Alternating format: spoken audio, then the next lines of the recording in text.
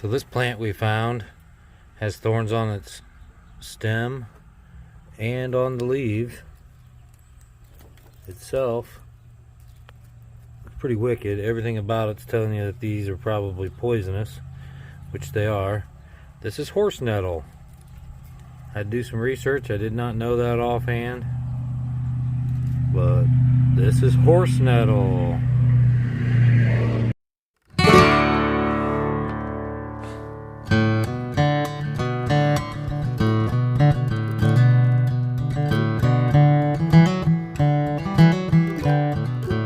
All parts of the horse nettle are poisonous. Most animals will just leave it in the pasture. But they used to use these berries to treat epilepsy and tetanus and a lot of other things. But if you eat or drink the juice, it could kill you. So stay away from it.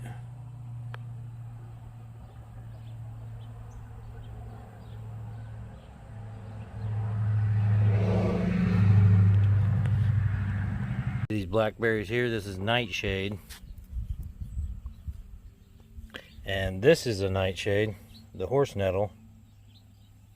It's not a stinging nettle, it's a nightshade variety.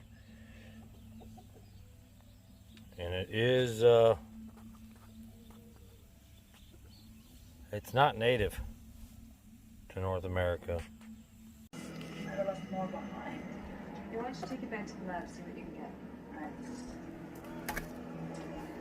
So what you need is extensive road testing. Harvested oregano. There's Italian, Greek, and hot and spicy. We got some runners there we're going to plant so we can get a couple more plants going.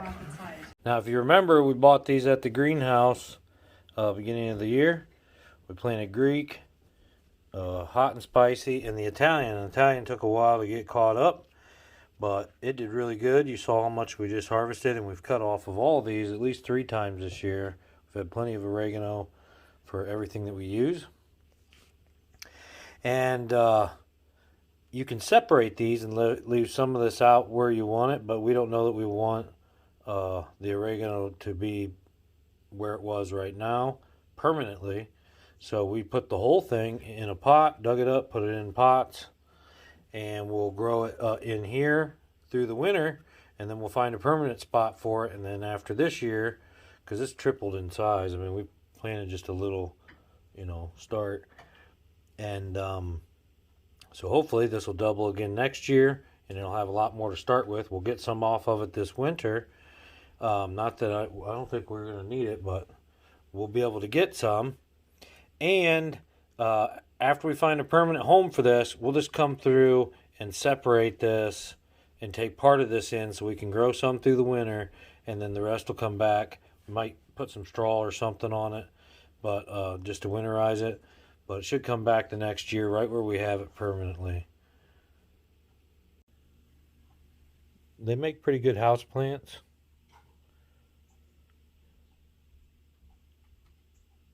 And all those runners just came right off the plants that we were digging up. They had roots already started in the soil, so oregano is pretty easy to propagate. So here it is all off the stem. This is the hot and spicy, and this is the Greek. And the Greek and the hot and spicy are a lot alike. This has just got a little more flavor, and look, it's a lot more prolific. I mean, we planted these all at the same time. They were all the same size. And this is our Italian. And this is a little bit sweeter. You smell it, you can just envision spaghetti and pizza and things like that. But they're all good in these a lot of different recipes. Looks like we won't need any for a long time. Now we could dry these out in the dehydrator, but it does change the texture, it changes the flavor.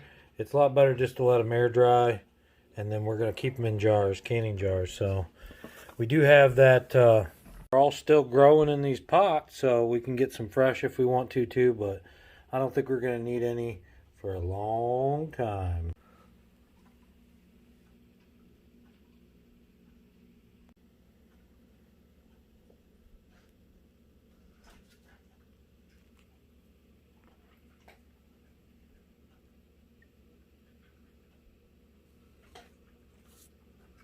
No, it's not dirty. That's drying out.